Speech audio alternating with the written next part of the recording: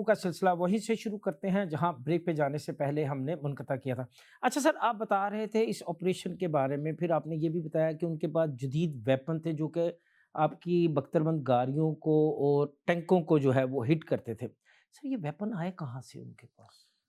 मैंने बताया ना जी कि बलूचिस्तान, आपको पता है बलूचिस्तान, फिर आगे अफ़गानिस्तान, हुँ। अमेरिकन वेपन्स भी हैं उसमें, वहाँ से पोरस बॉर्डर था, पहाड़ी इलाका है बिल्कुल दरियाए सिंध के साथ हमारा, 25-30 किलोमीटर के फासले पे।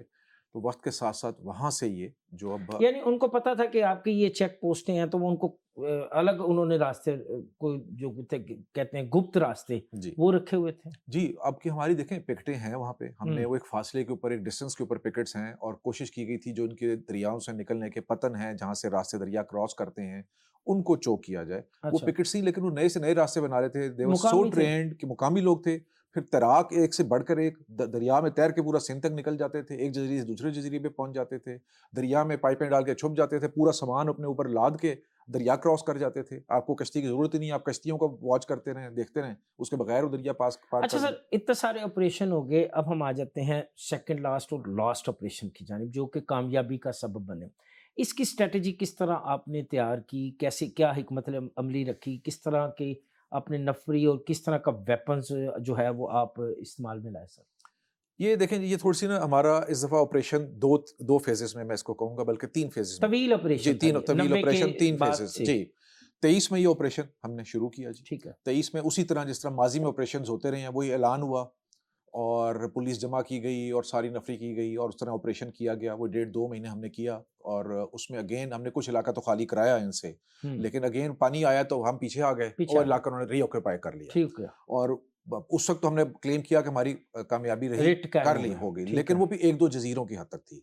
मैंने जैसे कहा ना 14-15 जज़ीरे थे और ये भाग जाते थे, उसको खाली कर दिया बचने के लिए, या उधर आके पूरा सारे इकट्ठे होके मुकाबला कर लिया। अंदर ही अंदर को पुलिस ने अगर प्रोग्रेस की है तो पीछे हट गए, दूसरी तरफ निकल गए।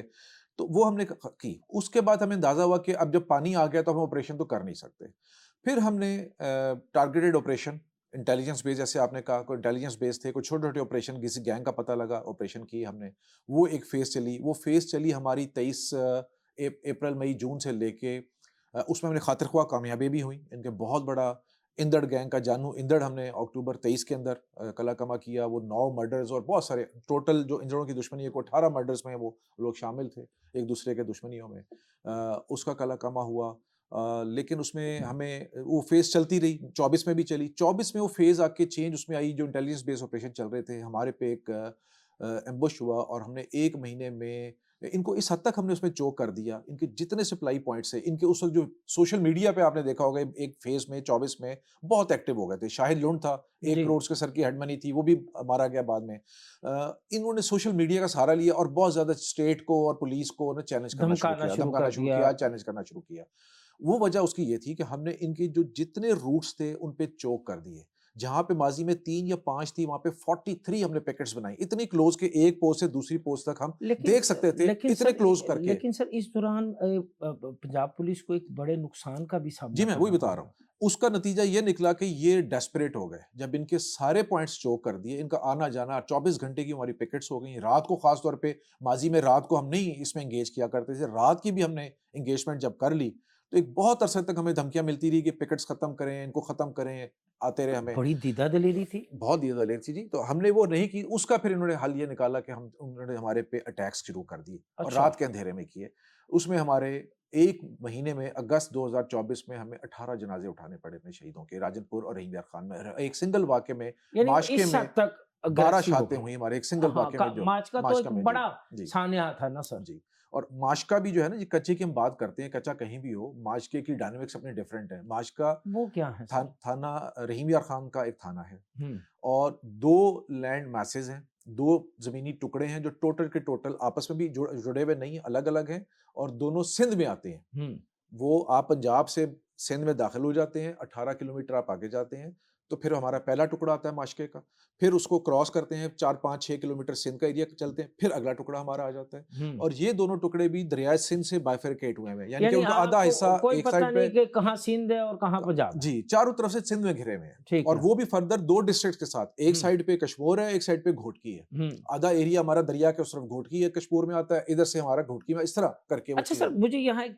सवाल बात करते-करते ज़हन में आया, ये जो कच्चा है, ये कितने सूबों में आता है सर? सूबा तो पंजाब में बुनियादी तौर पे जब भी इसके इश्यूज़ रहे हैं, मियाँवाली से देखें दरियाई बेल्ट में, ये मैंने जो आपको बताया ना शुरू में कि क्रीक्स बन जाती हैं, दरियाए सिंध का ठीक इतना है, पार्ट बड़ा है। यहाँ पे राजनपुर में जिस वक़्त पानी आता है, ये 20 से 25 किलोमीटर चौड़ा हो जाता है। वो ऐसा ठीक नहीं है है, कि मुसलसल 20-25 किलोमीटर पानी है। ठीक है, उसमें ये होता है कि मेन एक दरिया का जो है बेड है, उसमें पानी चल रहा है, उसमें ठीक है। पानी राइज़ कर जाता है, वो यकीनन काफ़ी वाइड हो जाता है। उसके बाद इसकी मुख्तलिफ जगहों से क्रीक्स बननी शुरू होती हैं। एक क्रीक बनी है, यहाँ से चली गई है, वो 3 किलोमीटर दूर से होके फिर वापस दरिया सिंध में आ रही है।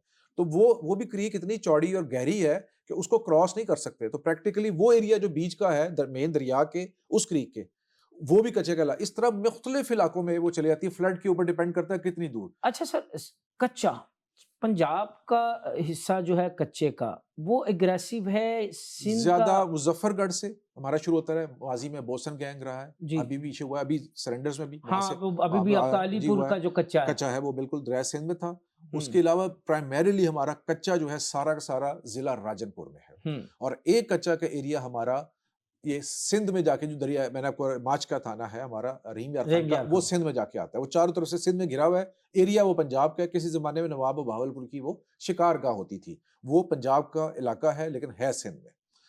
और वो रहीम यार खान का है। लेकिन इस सारे मामले में रहीम यार खान सबसे ज़्यादा हिट होता था। जो राजनपुर का भी दरिया सिंध जो है, उसके लेफ्ट और राइट पे दोनों एरिया राजनपुर के हैं। जो ईस्टर्न साइड पे है राजनपुर का एरिया, बंगला इच्छा वगैरह, सुरमियानी वगैरह, उसके साथ पीछे सारा रहीम यार खान लगता है। वो रहीम यार खान का सारा एफ्लुएंट एरिया है। शुगर मिल्स हैं, ज़रख़ेज़ ज़मीन है, इंडस्ट्री है, ट्रेड है वहाँ पे, सादकाबाद शहर तक है। तो वो सारा एरिया हिट होता था इन कच्चे के डाकुओं से। राजनपुर से निकल के ये ज़्यादा हिट करते थे रहीम यार खान को। तो अच्छा इसलिए वो रहीम यार खान भी हमेशा एक कच्चे के उसमें बेल्ट में कंसिडर होता अच्छा था। सर, मुझे एक चीज़ बता दें, तजर्बे की रोशनी में आप वहाँ एक तवील अरसे से तैनात हैं, फ़ोर्स का हिस्सा भी हैं। कच्चे में सिंध का कच्चा ज़्यादा अग्रेसिव है कि पंजाब का? कच्चे का सिंध तो बहुत बड़ा है जी। जी। दरिया सिंध देखें ना आगे तक चला जाता है, यहाँ तो हमारा एक ज़िले मैं में है। सूबा सिंध की बात कर जी, रहा सूबा सिंध में हूँ। बात कर हुँ, रहा हूँ। सूबा सिंध में दाखिल होता है ना गुद्दू से। जी। तो घोटकी कशमोर, शिकारपुर, लाड़काना बहुत आगे तक जाता है। हुँ। वो तो बहुत वसी एरिया है। अच्छा, वहाँ ज़्यादा डकैत अग्रेसिव थे या यहाँ के अग्रेसिव हैं? दोनों किसी टाइम पे इधर के हो जाते थे जब गैंग कोई बहुत ज़्यादा, अच्छा लेकिन ज़्यादातर सिंध की साइड पे, ज़्यादातर बाउंड्री ये सिंध की क्रॉस की साइड पे तो उधर क्योंकि चले गए। गैंग्स भी ज़्यादा हैं, एरिया भी उनका बहुत ज़्यादा है। पूरा का पूरा दरिया हमारे यहाँ तो ज़रा राजनपुर में आके इस तरह की स्ट्रीम इसकी वाइड होता है और सारा कुछ होता है। अच्छा सर, जब आप इंटेलिजेंस बेस्ड ऑपरेशन करते थे या इनके खिलाफ को क्रैक डाउन करते थे, तो क्या आपकी सूबों की आपस में मुशावरत होती थी? कोई जॉइंट ऑपरेशन होते थे कि नहीं बे तुसी अपना करो तो असी अपना करांगे? होती थी, लेकिन उतनी इफ़ेक्टिव मैं समझता हूँ नहीं हुई, जितनी हमारी ये जो फाइनल क्यों? ऑपरेशन जो ग्रैंड ऑपरेशन हुआ है। वजह उसकी थी कि जो पंजाब के गैंग हैं वो पंजाबी इस साइड के बैठे हुए थे, जो पंजाब में बैठे हुए हैं। लेकिन इनकी आपस में अपनी इंटरनल कनेक्टिविटी जैसे माशके थाने के इर्द-गिर्द शर कौम है, सिलड़े हैं, इस तरह के मुख्तलिफ लोग वहाँ पे बैठे हुए हैं, ट्राइब्स बैठे हुए हैं जिनके अंदर क्रिमिनल एलिमेंट्स भी हैं उनके। तो इनकी उनके साथ रहती थी। ये वहाँ पे कोई वारदात हुई है, पुलिस पे अटैक हुआ है तो भाग के इधर पनाह ले ली।